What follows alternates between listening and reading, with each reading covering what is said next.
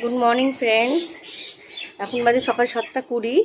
তো এখন আমার মেয়ে স্কুলে যাচ্ছে। তো আজকে ওদের স্কুলে পুজোর জামা পরেই যেতে বলে, যেহেতু লাস্ট ডে পুজোর ছুটির আগে স্কুলের, সেই জন্য। এদিকে ওপরে তাকা।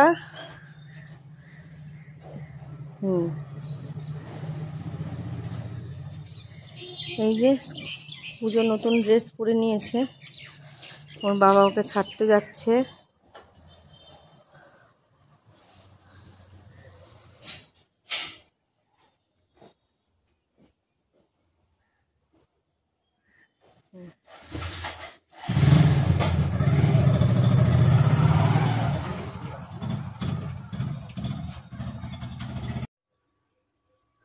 তো তোমরা দেখলে মেয়ে চলে গেল স্কুলে। স্কুলেই গেল, কারণ ভাবতে পারো যে স্কুল ড্রেস কোথায়। স্কুল ড্রেস বলতে আজকে যেহেতু পুজোর লাস্ট ডে, পুজোর আগে লাস্ট ক্লাস, তো আজ থেকে স্কুল ছুটি পড়ে যাচ্ছে, সেই জন্য ওদের আজকে অন্য ড্রেস পরে যেতে পারো। ড্রেসই শুধু অ্যালাউ, মানে মেকআপ বা অন্য কোনো মেকআপের অ্যালাউ নেই, জাস্ট ড্রেসটা অ্যালাউ।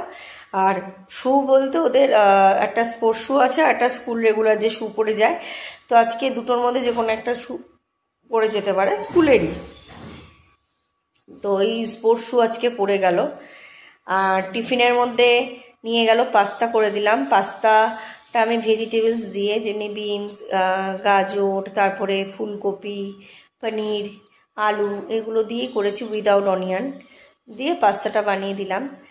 আর ওদের আজকে পাস্তাটাও অ্যালাউ অন্য সময় থাকে না, যেহেতু আজকে লাস্ট ডে, আজকে পুজোর যেহেতু ব্যাপার আছে, সেই জন্য আজকে ওদের পাস্তাটা অ্যালাউ করেছে। অন্য সময় ওদের স্কুলে না লুচি, পরোটা, রুটি, আলু ভাজা, ভেন্ডি ভাজা, মানে এরকম নর্মাল, মানে একদম হোমমেড ফুড, কোনো রকম জাঙ্ক ফুড অ্যালাউ নয়। এমনকি ডিম সেদ্ধ যদি বা কলা, ডিম সেদ্ধ কলা বাদে আপনি আদার্স ফুডস দিতে পারেন, অ্যাপেল, ব্যানানা, এগুলো অ্যালাউ।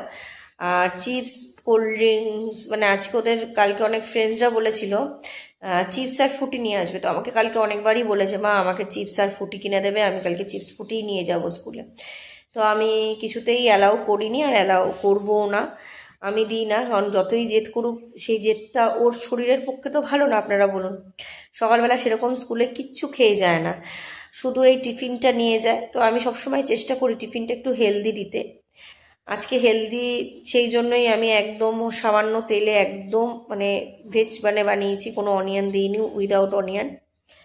তো আর এই যে চিপস আর কোল্ড ড্রিঙ্কস বা চিপস, ফুটি, এগুলো যদি খালি পেটে খায় ওর শরীরে এফেক্ট পড়বে, ওই জন্য তো আমি আরোই দিইনি। কারণ সব বায়না যে শুনতে হবে আমি মনে করি না। আর ছেলে এখন ঘুমোচ্ছে, ছেলেরও কালকে অনেকগুলো টেস্ট করিয়ে এনেছি। গতকাল ব্লাড টেস্ট ছিল, আলট্রাসোনোগ্রাফি ছিল, কারণ ওর পেটের ব্যথাটা না কিছুতেই কমছিল না, সেই জন্য ডাক্তার যেগুলো দিয়েছে। তো ডাক্তারকে রিপোর্ট এখনও পাইনি, আজকে রিপোর্ট দেবে বলেছে।